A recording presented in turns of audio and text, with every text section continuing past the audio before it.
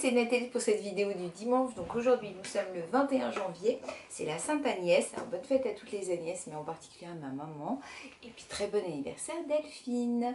Donc aujourd'hui je vais vous parler de la toxine botulique dans les muscles. Alors perso je n'en ai jamais eu, puisque moi j'en ai eu que dans la vessie. Donc j'ai fait quelques petites recherches. Donc je vais pas mal lire.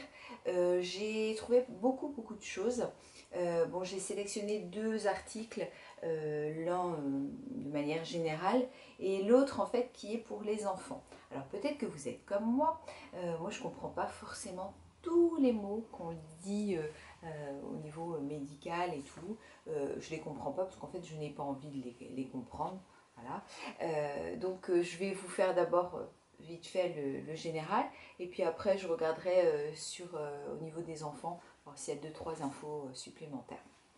Alors, la toxine botulique, donc elle est utilisée dans le traitement des maladies neurologiques, donc nous, la CEP notamment, caractérisée par une hypertonie musculaire, donc c'est quand on a trop de tonus musculaire, ou par des contractions musculaires exagérées ou anormales, par exemple la dystonie.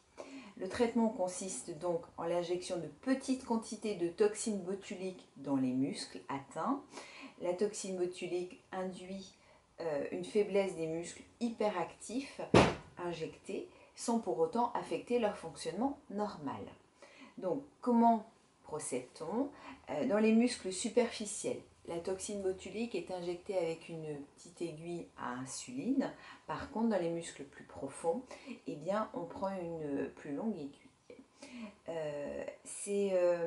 Donc, parce qu'elle est raccordée à un appareil électromyographique qui enregistre l'activité électrique qui accompagne la contraction musculaire, cette aiguille permet de cibler avec précision l'injection dans les muscles anormalement actifs, puisque il faut en effet bien injecter au bon endroit et pas à côté. Donc ça c'est très important. Les injections sont peu douloureuses, ça aussi c'est important, et donc se font en consultation. Donc c'est vraiment important de savoir que oui, vous allez sentir un petit pic, voilà, mais ça sera pas douloureux, donc n'ayez pas d'appréhension auparavant vous disant oh là là, on va me faire plusieurs injections. Non, il faut que vous soyez le plus détendu possible de toute façon.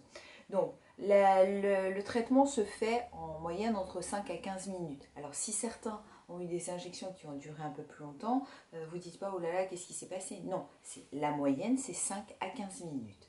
Il n'y a pas de préparation particulière.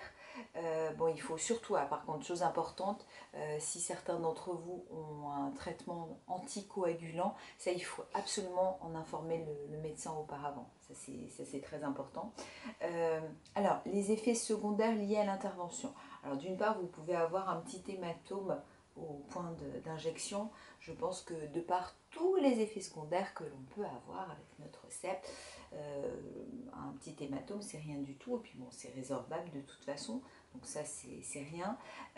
Vous pouvez avoir une petite gêne passagère qui peut se produire aux endroits des piqûres, donc ça va. Sinon, les effets indésirables éventuels du traitement consistent en une faiblesse un peu trop importante du muscle injecté ou des muscles avoisinants. Ces effets secondaires sont doses dépendants et réversibles en quelques jours, voire quelques semaines. Alors c'est vrai que j'ai lu quelques personnes pour qui ça avait duré beaucoup plus longtemps. Donc là j'imagine qu'en effet c'est très embêtant, mais en règle générale ça passe relativement vite. L'effet thérapeutique de la toxine botulique étant temporaire, les injections peuvent se répéter en cas de récidive de la excusez-moi, je suis désolée. La symptomatologie, voilà, je suis désolée. La fréquence des injections est limitée à un maximum d'une série d'injections toutes les 3 mois pour éviter ou retarder le développement d'une résistance au traitement. Et il faut savoir, alors ça c'est embêtant pour ceux qui sont concernés, qu'il y a environ 3% des patients qui vont développer tôt ou tard un anticorps contre la toxine botulique, ce qui diminue ou abolit complètement l'effet botulique du traitement. Donc ça c'est un petit peu embêtant. Donc là, je vais vous faire la... Voilà, c'était vraiment général parce que je ne vais pas rentrer dans des détails pas possibles. Alors là, j'ai regardé donc, pour les enfants. Donc pour les enfants, on dit que donc, la toxine botulique, ça permet de détendre les muscles. Voilà. Que les injections se font à l'hôpital ou en centre de rééducation. Très bien. Qu'est-ce que l'on dit d'autre? Donc le matériel, comme je vous ai dit, de toute façon, là je vous ai parlé des seringues, donc tout dépend la profondeur du muscle, qui a donc bien l'appareil qui va aider le médecin à faire l'injection au bon endroit. Donc ça je vous en ai parlé, donc ça c'est bon. Donc les injections, elles peuvent se faire, oui, soit dans les bras, soit dans les jambes. C'est vrai que souvent on parle des cuisses, des mollets, mais ça peut être aussi dans les bras, de toute façon. Ça c'est parce que c'est vrai que c'est le plus moi que j'ai entendu, c'était dans les mollets, mais il y a aussi dans les bras. Donc voilà. Qui fait les injections? Un médecin, bien sûr. Bon, là c'est... Alors pour les enfants, alors je ne sais pas du tout si pour les adultes c'est pareil, mais je pense que à ce moment-là, si vous appréhendez, vous pouvez le demander, parce que pour les enfants, on vous met de la crème.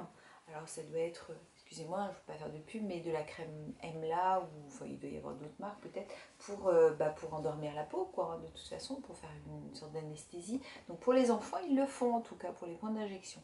Alors je ne sais pas si pour les adultes c'est général ou si en tout cas vous pouvez le demander, mais vous savez qu'il peut y avoir ça, une petite crème anesthésiante. Donc ça pour ceux qui appréhendent notamment, ça peut être pas mal. Voilà, bon ça c'est... Non, là ils expliquent vraiment le déroulé pour les enfants et franchement moi je le trouve très bien pour les enfants. Même pour les enfants on leur met un masque aussi pour... ouais, donc je sais pas si ouais, pour les adultes, il faudrait que vous me le disiez si pour les adultes, parce que ça je l'ai pas vu pour les adultes, mais pour les enfants, ouais, on leur... non, voilà, sinon c'est voilà, c'est exactement ce que je vous ai expliqué, mais vraiment avec des mots pour eux et tout. Non, c'est pas mal. Et puis oui, non, là c'est pour dire que les parents peuvent rester avec l'enfant et tout, voilà, pour le distraire. Mais ça c'est... donc... tu peux avoir la... Ah oui, alors là ils disent, oui, quand on a le masque en tout cas, qu'on peut avoir la tête qui tourne pendant quelques minutes, voilà. Non, non, il y a rien de bien particulier, mais ça, si jamais il y en a qui avaient des enfants, qui vont avoir des injections de toxines, dites-le moi et je vous enverrai le lien pour, pour, pour la toxine botulique racontée aux enfants. Parce que sincèrement, je le trouve, ça permet, je trouve, de dédramatiser, si je peux dire. Donc voilà. Donc au final, pour vous dire que les injections de toxine botulique, alors elles ont l'avantage d'une part de ne pas être douloureuses, de durer très peu de temps au niveau de l'intervention en elle-même, c'est résorbable. Donc ça c'est important de savoir que si jamais il y avait eu un loupé ou il y avait eu quoi que ce soit, c'est pas quelque chose qui reste dans le corps pendant des mois, des années, voire toujours. Donc ça c'est important. Si ça reste pendant des mois, mais des années je parle. Voilà. Et puis ça peut faire que, oui, en effet, pour les gens qui ont des muscles notamment qui se contractent trop, où il y a beaucoup trop de tonus, et au moins si ça peut permettre de les apaiser. Donc je pense, même si je vous dis, ça je ne l'ai pas testé, mais je pense que ça peut être une très bonne solution pour beaucoup d'entre vous. Mais ça, mes propos n'engagent que moi. Voilà, donc je sais que c'est assez résumé ce que je vous ai fait, mais je vous dis, je ne peux pas vous donner mon expérience perso, mais voilà, mais je pense que c'est une bonne chose de toute façon pour les gens qui ont cette hyperactivité musculaire. Voilà, bon, je vais vous laisser pour aujourd'hui, passez un très bon dimanche, je vous fais plein de gros bisous. Dimanche prochain, je ne sais pas de quoi nous allons parler, on verra ça. Plein de gros bisous. Et puis dimanche prochain.